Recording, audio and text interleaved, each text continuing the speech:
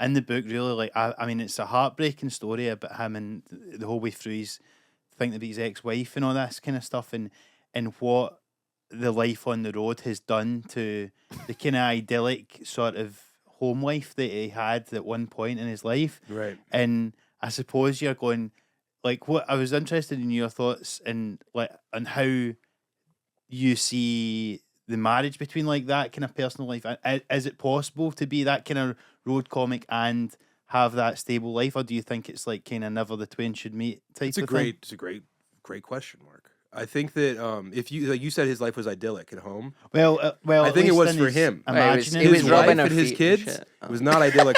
yeah. Yeah. What did you say? Something nasty? No, he was like rubbing her feet and shit. Yeah. You know, and yeah, he was, like that nice so moment. that is nice. Yeah. But I think that I'm lucky because my wife, when I started doing stand up and I was falling in love with it and I was casting off all the trappings of a normal, Yeah. human life. Absolutely. I would be dating women who would work during the week, and then the weekend is when you hang out with them, Mm-hmm. and maybe you see them once a week, during the week or whatever. But that's not how it works in stand up. It's the whole thing's flipped. So those relationships were doomed. And also, you have to be very selfish and like narcissistic about like, I'm gonna make it. Your ego is out of control the first 3 years of stand up, you know, especially if you're any good at it. You're like, fuck, these guys suck. I'm the best at the open mic.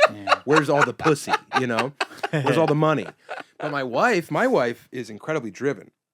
I think that if you want to be with someone as a comic, you need someone who's even like more locked into their thing. My wife's a doctor. When we met, she was dropped out. She went back to college. She became, she went through. I've been with her throughout the entire process of becoming a doctor. Yeah. So when I was gone, it didn't matter because she was in fucking med school. Like I was orphaned by her. I was widowed by her need to be selfish. And I think that if you have someone who's like not pissed, if someone isn't living their life through you as your partner, and you're like actual equals, and then even better, if you can aspire to be like your partner and they motivate you to not be a lazy fucking stoned comic, Yeah. and you're like, well, they're cooking. Yeah. Now I'm the loser. That chase is really good. Yeah. And I feel, and this is going to sound maybe shitty, but I do think that men are better at chasing up than women are. I think that women, if they have a guy they're with, either they want to be the trophy for him or they're jealous of that success. Whereas men are just like, this babe that I'm fucking lucky enough to be with has taken some time out of her busy schedule of becoming a doctor to bless me. Yeah.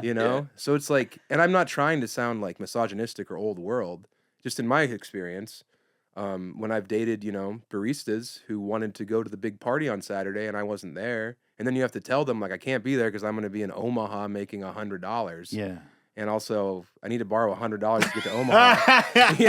Like that's tough. That's a tough sell. Absolutely. Yeah. And then like at night, they get home from work. You're going out. You're going to the mics at 7 o'clock. You got to go meet your dumb friends and be out till 4 a.m. getting drunk. Yeah. Because that's what you do. How dare you not understand this? I'm devoted to this.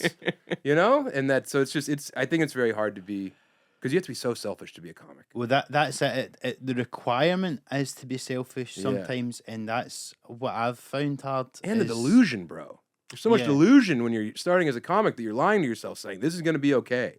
Even And then if there's a woman who's lost in that, she's trapped in your fucking cyclone of lying to yourself at all times. It's just, I understand. I have so much empathy. And then when the young kids you talked about last night, the young comics are at the merch line, Stu and James and them. shout out to Pierce Higgins. Yeah, good kids. They're like, what do we do? Like, do you have any advice? And it's like, be patient, be nice, then be funny. And also, don't forget about what's important. And then I point at the guy's partner behind him, and she's like, thank you. And it's like, you have to... But I'm lying. It's funny that she was even behind them. Like, Yeah. she's like, you're like, The boys formed a human fence. And then once they parted, I was like, oh, who are these young women behind you? And they're like, doesn't matter.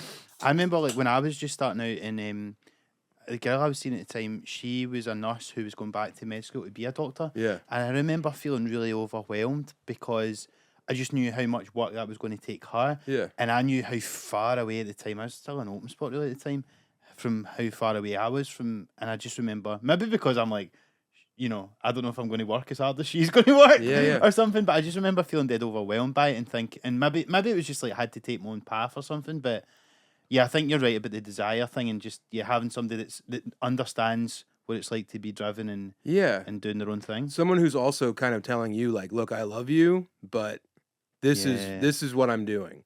And if you want to be in this, there's room for you, but it's not going to be as much room as you want. No, and I think that's good. And you don't want them pulling on the coattails, really. You don't. You can't have them just going, do you really need to do that gig tonight? Do you really need to do that? I know. And it's like, kind of, yeah. Yeah. Because, like, there's been so many fucking terrible gigs that I've done that have then led to something like 3, 4, 5 years down the road. If I didn't do that fucking terrible show, I wouldn't have met the person who ended up being the podcast producer of this person.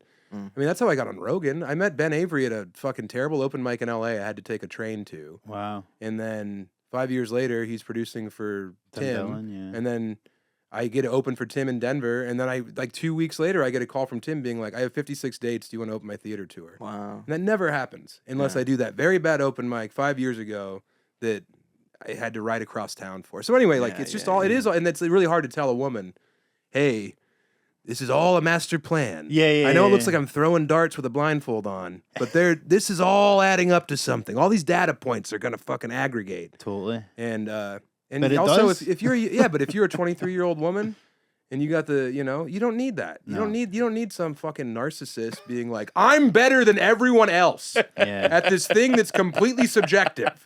It's impossible to objectively appraise what's going on, but trust me, honey, you weren't there at 1:30 last night at the Squire Lounge. I won the bar tab.